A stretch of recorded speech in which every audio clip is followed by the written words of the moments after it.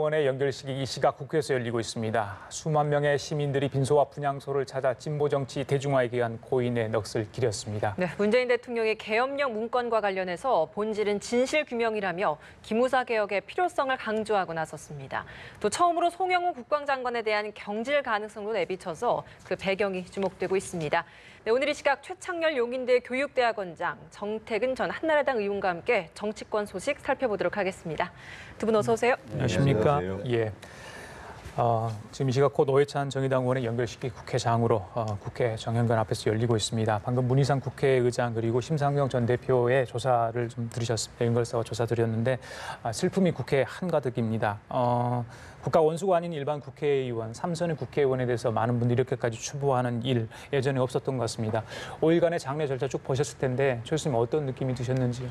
그래서 저는 뭐 사실 이 자리에 제가 출연 안 하고 사실 연결식에 갔어야 했는데 뭐 저기 조문도 했고 동문이시지 않습니까? 뭐 그렇기도 하고 그러니까 저로서 뭐 남다른 게 좀 있죠, 솔직히 말씀드려서. 근데 제가 뭐 다들 말씀하셨는데 전 노회찬 의원에게 항상 느꼈던 게 진보 정치라고 하면서 전혀 이렇게 편향되어 있지 않고 과격하지 않았다라는 생각이 제일 인상적이에요. 되게 일반 우리 국민들이 진보 정치 그리고 좌파 이른바 진보라고 얘기하면 이 어떤 프레임에 우리가 갇혀 있었던 면이 있었거든요. 그건 뭐 사실 일부 수구 세력의 전 프레임이라고 보는데 뭔가 종북 좌파 뭐 이런 쪽에 자꾸만 관련시켰던 게 있었던 것 같아요. 바로 이제 그러한 점들을 뚫고 나온 게 아까 심상정 의원도 이제 그런 얘기를 하던데 조사에서 그런 점이 아마 이제 노회찬 의원이 기여한 진보 정치에 크게 기여한 족적이 아닌가라고 생각이 들고.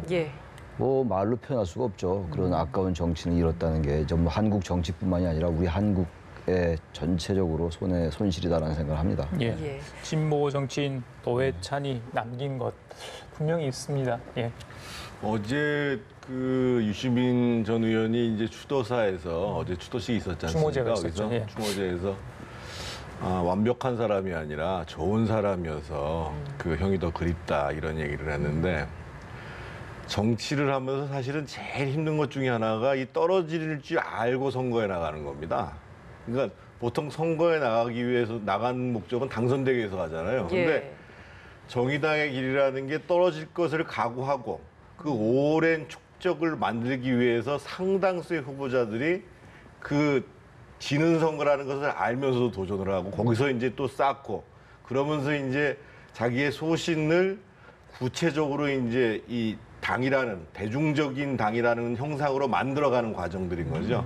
그런 과정 속에서 참 많은 고생을 한 거죠. 많은 고생을 했고 그렇기 때문에 이제 저런 이제 극단적인 선택에도 불구하고 사람들이 굉장히 안타까워하는 것이고 그래서 아마 본인이 그런 선택을 하게 된 것도 그렇게 싸운 그 정의당이 그러니까 이 대중적 진보 정당의 토대가 더욱더 꽃피었으면 하는 것이라는 뜻이었을 것이고 그래서 아마 그런 부분들이 더욱더 이 과정 속에서 그 고인을 보내는 과정 속에서 더 명확하게 드러나는 게 아닌가 싶습니다. 이제 뭐 특검에게는 철저하게 수사를 해야 하는 과제가 좀 남아 있는 것 같습니다. 특검이 사실 좀 많은 방향성을 좀 잃었었다라는 이야기들도 많았었기 때문에 이제부터라도 좀 특검이 바르게 가야 할 수사의 방향성이라고 한다면 좀 어떤 게 있을까요? 특검이 이제 2명 구속을 하는데 뭐 성공했다라는 표현은 이상할지 모릅니다. 구속을 했어요. 그리고 일단 김경수 지사의 연루설이 사실 이 특검 출발의 가장 핵심이었던 것 같아요. 김경수 지사가 얼마나 관여했느냐, 또 이런 사실을 알고 있었는가 이런 부분들이고 지금 김경수 의원 지사가 의원일 때 보좌관이 지금 이제 구속돼 있는 상황이잖아요. 이런 상황이기 때문에 아마 그런 쪽의 수사에 초점을 좀 맞춰가야 될 것 같아요. 물론 특검의 조사 대상을 보면은 이 드루킹 사건 수사 과정에서 인지된 사건에 대해서는 수사할 수 있게 돼 있긴 합니다. 아마 그렇기 때문에 이번에 이제 이런 그 도모 변호사가 돈을 준 것으로 인식됐던 일이 벌어져서 이런 일이 벌어졌는데 뭐 그런 부분들은 이제 어느 정도 이제 밝혀져 가는 거 아니겠어요? 뭐 이제 노회찬 의원의 죽음으로 해서 말이죠.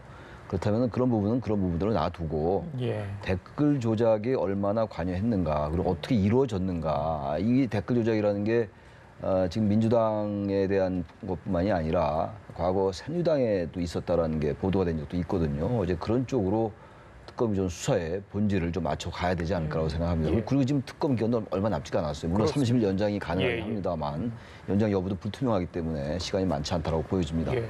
드루킹 김동훈 씨가 트윗에 언급했던 정의당 의원이 3명이었는데 그중에 이제 노회찬 의원이 이제 돌아가셨고요. 심상정하고 김종대 의원에 대한 이야기도 있었지 않습니까? 그 부분에서도 이제 아마 경찰이 좀 다룰 것으로 보이는데 정의당은 이제 이번 노회찬 의원의 죽음을 계기로 해서 조금 반발이라고 할까요? 특검에 대한 어떤 수사에 대해서 회의적인 시각을 강하게 지금 품고 있는 것 같아요. 어떻게 보십니까? 근데 정의당 입장에서는 뭐 그럴 수가 있는데요. 그러니까 이 특검 수사가 처음에 이제 노회찬 의원 건 그리고 동모 변호사 건으로 집중됐던 수밖에 없었던 이유가 있거든요. 그러니까 실제로 이제 경찰 수사 단계에서 본령에 해당하는 뭐 김경수 지사나 민주당 관련한 수사가 너무 부실했잖아요. 그래서 최근에도 무슨 산막이라는 데를 가가지고 왕창 압수수색을 하고 왔고 그런 거에 비해서는 이 그 노회찬 의원 건 같은 경우가 작년에 이미 선관위에서 한번 고발 조치를 했다가 무혐의를 난 거기 때문에 그 수사의 허점을 찾기가 더 쉬웠다라고 보는 거죠. 그래서 제가 보기에는 엊그저께 경찰 인사를 하면서 또 이주민 서울청장이 유임이 돼요. 그래서 그것 가지고도 야당의 반발이 많이 있는데 결국은 그 특검 입장에서 보면 지금 이제 본령에 해당하는 부분들에 대해서 굉장히 수사에 박차를 가할 수밖에 없는 것이고 그렇죠. 그래서 이제 지금 이제 첫 구속이 이루어지고 난 다음에 보다 더 광범위한 수사 그리고 이제 뭐 최근에 보면은 이제 부셨던 뭐 이 핸드폰도 지금 다시 복원하고 그랬다는 거 아니겠습니다. 그래서 아마 수사 본령에 관련해 가지고 상당히 집중적인 그리고 여권 핵심에 대해서도 과감한 수사를 하지 않겠는가 이렇게 싶습니다. 예, 알겠습니다. 뭐 요즘 참 시끄러운 소식이 너무 많은 것 같고 그 중에 하나가 아무래도 단연 기무사와 관련된 논란이 아닐까 싶은데 뭐 본질에서 좀 다소 멀어진 논란들이 많이 일다 보니까 어제 대통령이 또 직접 뭐 본질에 맞는 수사를 정확하게 해라라는 취지로도 직접 공개 발언까지 했습니다. 근데 사실 이전에도 기무사 논란과 관련해서 문건을 직접 검토하겠다 가지고 와라라는 공개 발언을 한 이후에 이를 두고 뭐 지나치게 수사 가이드라인을 주는 게 아니냐라는 비판이 있었는데 그런 상황에서 또 이렇게 공개 발언을 했던 걸 두고도 좀 말이 많은데 어떻게 보십니까? 저는 그 부분은 수사 가이드라인으로 보면 안 될 것 같아요.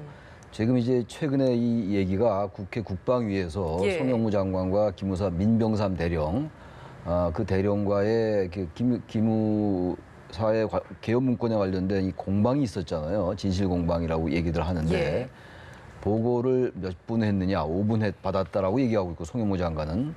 근데 지금 민병삼 대령은 20분 했다. 충분히 사건의 심각성을 인지시키는데 시간을 많이 할애했다라는 취지였고 송 장관은 그렇게 인식하지 못했다. 두고 가라고 했다라는 게 하나 있었고 그다음에 또 이제 법률적으로 별로 문제가 없다라고 송 장관이 얘기했다라는 것이고 자신들은 그렇게 보고하지 않았다라는 거예요. 그러다 보니까 이게 진위 공방 또는 진실 공방으로 가면서 지금 말씀처럼 이게 무슨 기무사가 이 개헌 문건을 검토하고 작성하고 이것의 주체, 배경, 경위 누구에게까지 보고됐는지 이런 것들에 대한 어떤 그 본질은 완전히 온당한 데 없고 기무사의 그 부하와 송 장관과의 이 논란으로 이렇게 변질됐단 말이에요.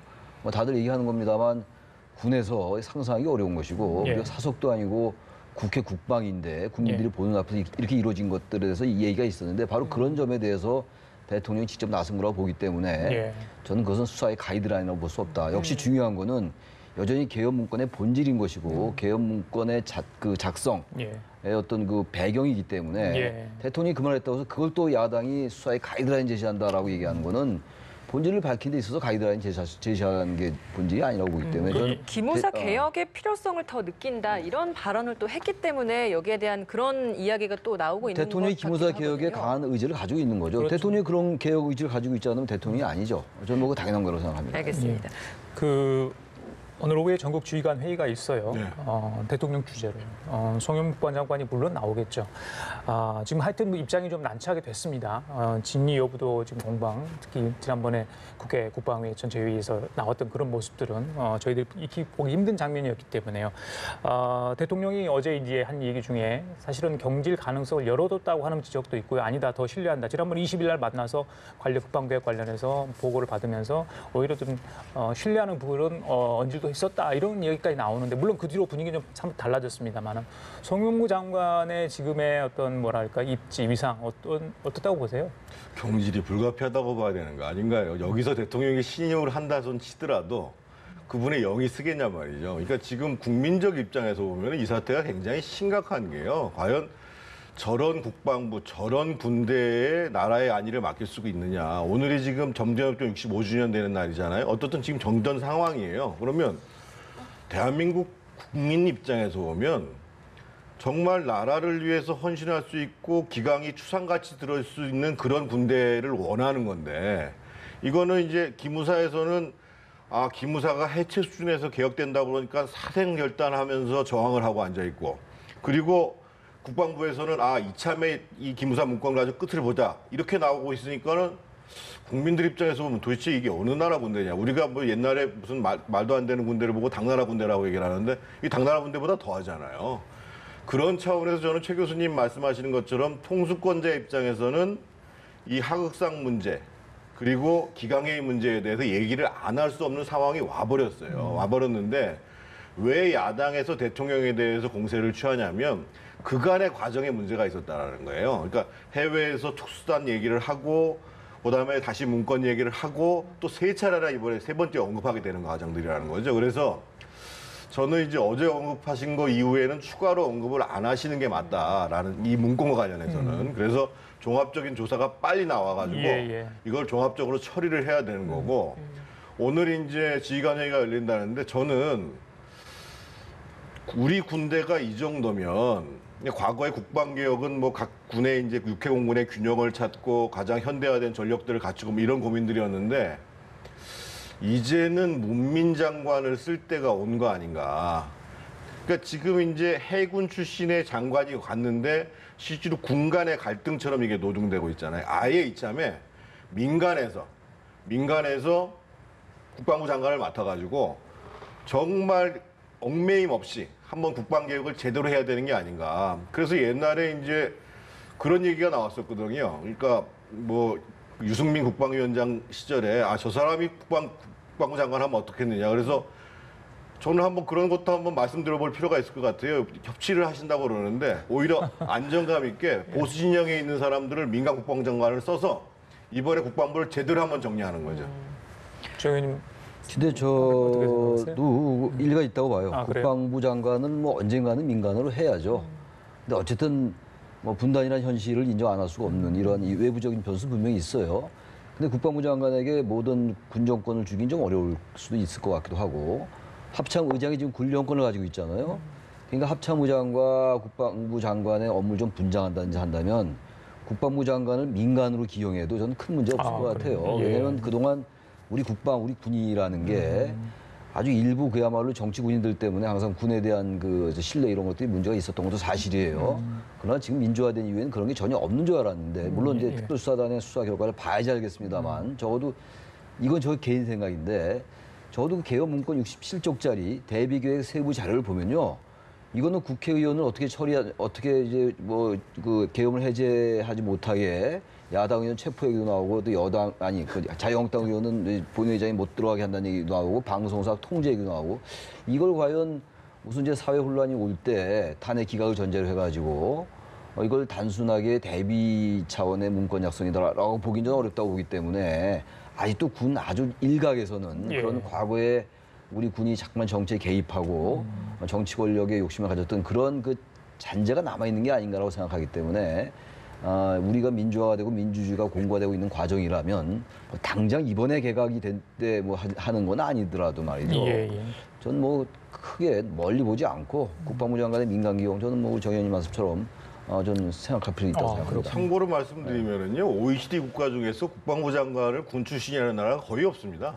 미국도 마찬가지고, 뭐 영국도 마찬가지고, 독일도 마찬가지고 이런 경우는 있죠. 군 출신 중에서 정계에 입문했다가 장관을 하는 경우는 있어요. 근데 국방부 장관 거의 다 민간인이 합니다. 이제는 어려움이 있다라는 것은 알지만 그것을 지금 제가 보기엔 지금 우리 군이 받아들여야 된다고 생각하거든요. 그래서 우리 최 교수님 말씀하신 것처럼 약간의 조정 같은 것들을 전제로 해서 예, 저는 이제는 검토할 때가 됐다고 봐요. 알겠습니다. 알겠습니다.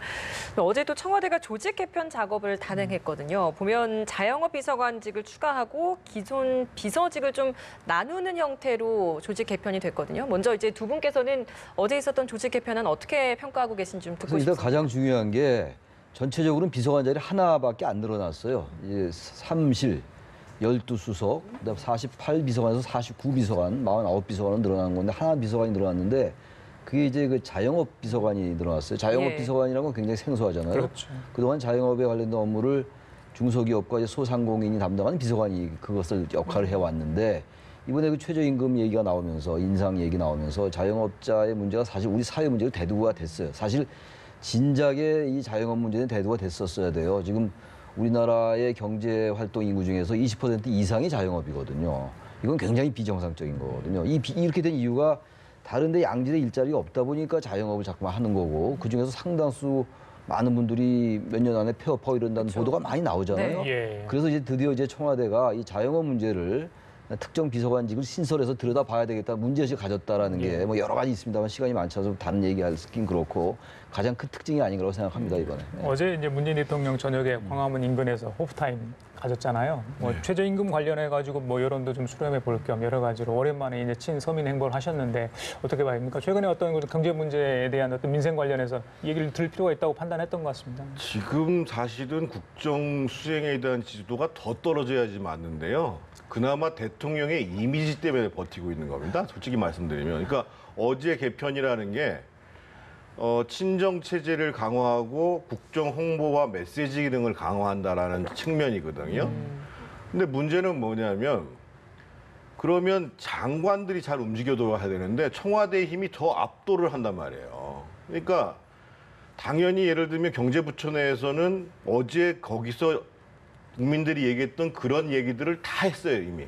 그래가지고 심지어는 산업부 장관 같은 사람도 이거 현장 목소리가 이렇지 않습니다. 그런데도 불구하고 현실은 어떻게 나타나냐. 청와대에서 사실은 최저임금위원회에서 공익위원회라는 게 다 정부 위원들이거든요. 그래서 어제 대통령도 업종별로 차등하는 것 맞지 않습니다. 이렇게 얘기할 수밖에 없고 심지어 최근에 어떤 일이 벌어지냐면 청와대에서 규제 개혁을 얘기를 해가지고 박능호 보건복지부 장관이 원격 의료 허용해야 된다라고 얘기했다가 보건의료 단체, 의사들 반발을 하니까 슬쩍 물러났어요.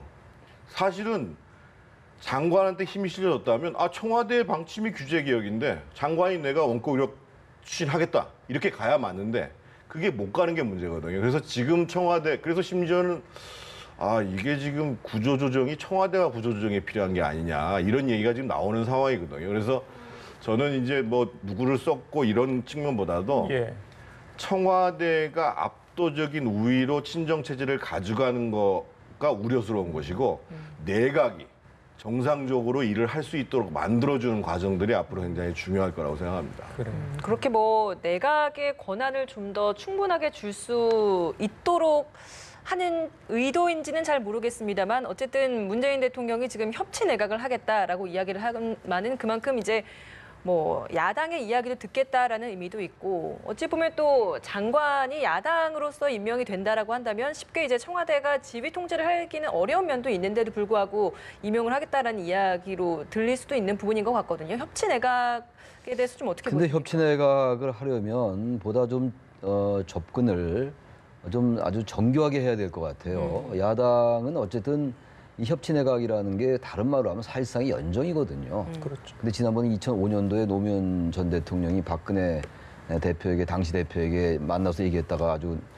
호된 그 이른바 나쁜 대통령이다 말까지 들었단 말이에요. 뭐 그런 것들에 대한 트라우마가 있어 그런지 어쨌든 여기 정부에서는 연정이라는 표현을 안 써요. 협치 내각이라고 쓰는데 협치 내각이 필요하다고 보는데 야당이 받아들일 리가 없을 것 같아요. 이런 상황 속에서는. 왜냐면은 지금 대통령이 진지하게 협치 내각을 얘기한 게 아니라 대변인이 얘기했고 또 여야 간에 충분히 그런 것들을 하나의 정치 의제로 부각시키면서 얘기가 된 상태에서 최종적으로 결과물로 협치 내각이 나오고 그래야 되는데 불쑥 꺼낸 면이 없지 않아요. 그러다 보니까 아무튼 국회에서 이 법적 제도화가 안 되면 개혁이 안 되는 거고 지난 1년 동안 개혁이 된 게 별로 없는 거예요. 그러니까 정부의 장관용으로 할 수 있는 것만 해왔던 거거든요. 대통령의 권한 내에서 할 수 있는 거 정부용으로. 근데 그건 한계가 있는 거 아니에요. 그런 문제의식 때문에 협치내각 얘기가 나온 것 같아요. 많은 사람이 지적을 했고 저도 뭐 지적을 항상 해왔습니다만 야당을 어떻게든 협치하고 포용하고 이른바 연합정치의 측면에서 해나가야 되는데 그게 안 되다 보니까 예. 청와대 권한이 아무리 강하고 내각 권한이 강하다 하더라도요. 결국은 최종적인 마지막 목표는 법적 제도화예요. 입법이 되지 국회의원 하셨으니까 아실 거 아니겠습니까? 정 의원님도 아시다시피 기본적으로 입법이 안 되면요, 그건 마지막 제도화가 안 되는 거거든요. 그러면서 볼 때 전 청와대 이런 국정 뭐 이 조직 개편은 나름 의미가 있어요. 정말 이 부분을 폄하하고 싶지 않은데 중요한 거는 아무튼 야당은 그것이 협치내각이 됐건 다른 어떤 방법으로가 됐건 저희 코프집에 가는 것처럼 야당 의원을 불러서 아무 때나 밥을 먹는다든지 하다못해 그렇게 해서 어떻게 야당을 끌어들여야 돼요. 그래서 야당도 명분이 쓰는 그 행동을 해야 되고 여당도 제도화를 해 나가야 되는데 아직 그런 부분에 있어가지고 지금 굉장히 여권이 이 부분을 이제 인식을 하고 신경 쓰는 것 같아요. 조금 더 정교한 접근이 필요할 것 같습니다. 지금 자유한국당까지 포용하기는 청와대 좀 부담이 되겠죠?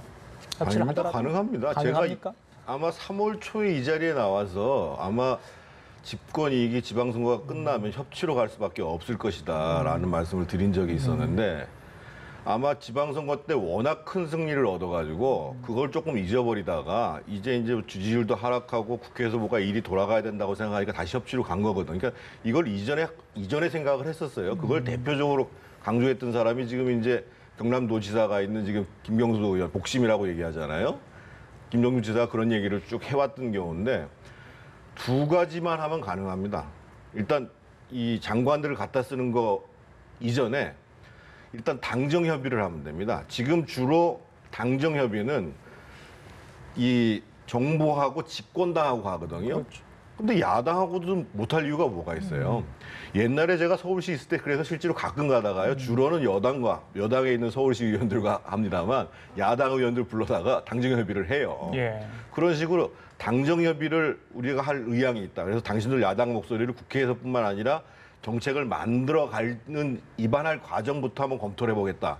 이 얘기를 하면 되고. 그때 한참 좀 나왔었잖아요. 근데 이제 오늘 그렇죠. 교섭단체 되는 정당만 또 할 건가 아니면 아니, 뭐 다른 고속단체를 소수정당도 할 건가 돌아가면서 그것 하면 때문에 되는 좀 거예요. 문제가 있었죠. 그러니까 예를 예. 들면 자유한국당하고도 하고 바른미래당도 하고 나머지 이제 그 비교섭단체 있는 분들 예. 한번 불러다가 물론 장관이 할 일이 많은데 매일 그것만 할 수는 없겠지만 그거 하나 문제하고 또 한 가지는 지금 자유한국당이나 바른미래당, 평화당까지도 관심 있는 내용 중에 하나가 선거구제 개편하고 개헌이거든요. 이 문제에 대해서 지금 국회의장을 하시겠다고 하는데도 지금 청와대나 집권당 핵심에서는 이거 꼭 지금 해야 되나? 이런 입장을 갖고 있단 말이에요. 그래서 그 문제도 우리 논의할 수 있다라고 터주면 장관을 갖다 쓰는 것보다 진짜 대화할 생각이 있는가 보다. 그게 협치죠. 그런 다음에 그러면 꼭 필요한 사람들 중에서 그러니까 소위 이제 이 범 여권이 아니라 우선은 자유한국당 당신들 중에서 그러면 입각할 만한 한번 추천해봐라. 우리가 한번 검토해 볼 테니까. 예. 그래서 자유한국당이 안 받으면 바른미래당, 그다음에 무슨 정의합 모임 이런 식으로 가야 된다는 거죠. 그래서 저는 결국은 정치거든요. 청와대가 국회를 상대로 해서 정말 능동적으로 정치를 할 의향이 있는가 그런 예. 자세를 보여주는가 이게 협치의 핵심이라고 보여집니다. 알겠습니다. 바로 자, 이제 협치 내각을 구성하기보다는 일단 먼저 대화를 시도하고 뭐 이런 예를 들어 당정 협의와 같은 부분에서부터 먼저 접근하는 것이 우선일 것이다라고 이야기를 해주셨습니다. 어제 이제 민주당 컷오프가 있지 않았습니까? 8명의 후보 중에서 3명의 후보자로 압축이 됐는데 결과적으로는 예상대로였다라는 반응들이 많은 것 같습니다. 이해찬 후보, 김진표 후보 그리고 이제 비문 진영에서 송영길 후보가 이제 경선에서 네. 이제 올라왔는데 올라왔죠. 그렇다면 8월 25일 전당대회에서는 누가 될 것인가 이제는 이 부분을 좀 예상을 해봐야 될 것 같아요. 잘 못하겠어요 지금. 근데 이제 그 송영길 의원도 이제 비문이라기보다는 이른바 언론에서 신문 이렇게 얘기하더라고요. 지난 대선 때 본인이 얘기하는 것처럼 신문. 네. 새로운 이제 문재인 세력이다 이런 의미잖아요. 이제 친문 비문 구분은 별로 의미가 없는 것 같고요. 그래도 어쨌든 지금 이번에 그 전당대회를 보면은 권리당원 숫자가 퍼센트가 굉장히 늘어났어요. 지난 2년 전에는 권리당원의 그 비율이 40% 반영됐는데 30%인데 이번 10% 올라갔거든요. 40%고 대의원 45%, 일반 국민과 당원이 이제 15%인데 여전히 뭐 친문들이 많기 때문에 역시 뭐 향배를 이제 친문 이제 그 투표자들이 가르겠죠. 근데 지금 어쨌든 이해찬 의원은 뭐 다들 아시는 것처럼 이른바 뭐 좌장이다. 그리고 이제 뭐 어떤 전략통이다. 그리고 뭔가 강력한 리더십을 가지고 청와대와 대등한 관계를 가질 수 있다라고 본 분도 있고, 또 반대로 청와대에 너무 쏠리는 거 아니냐. 이건 뭐 어떻게 될지 모르죠. 그런 부분이 하나 있고, 김진표 의원 같은 경우는 워낙 뭐 경제나 이쪽에 부총리도 하고 그랬던 분이기 때문에 정책통으로 당을 뭔가 실용으로 끌고 갈 수 있다라는 그런 장점이 하나 있고, 송영길 의원은 이른바 뭐 86세대의 맏형이다 이래서 좀 젊은 이미지를 강조하면서 이렇게 통합으로 갈 것 같긴 한데, 어떻게 될지 아직은 뭐 출발이기 때문에 예상하는 건 좀 시기상조인 것 그래요. 같아요. 한 달 정도 남았죠. 정 의원님 얘기 듣고 좀 마치도록 하겠습니다. 뭐 어제 순위는 발표 안 했습니다만 오늘 동아일보를 보면은 뭐 상대적으로 송영길 의원이 예상외로 많이 득표를 한 걸로 지금 오늘 보도를 했는데, 변수가 하나 생겼죠. 그러니까 지금 연배로 보시더라도 이해찬 총리는 60대 중반이고, 그리고 김진표 그 부총리는 70대 초반이시고, 이 지금 송영길 후보가 지금 50대 중반이거든요. 그래서 이제 50대, 60대, 70대가 이제 후보로 등장을 했고, 크게 보시면은 이제 큰 범문 진영에 있어서 당연히 이제 이 이해찬, 김진표가 로열티가 강할 텐데, 제가 보는 거는 다들 다음 총선과 다음 대선까지를 바라봤을 때 누가 대표가 되는가라고 볼 거거든요. 그렇죠. 그러면 일단 이 지금 이후까지를 내다본다 그러면 오히려 미래의 가능성을 더 많이 두는 투표가 될 가능성이 높다. 이런, 그리고 특히나 이제 조금 전에 말씀하신 것처럼 권리당원이 지금 40%를 차지하고 있거든요. 대의원이 10,000명 정도 되는 사람이 45%.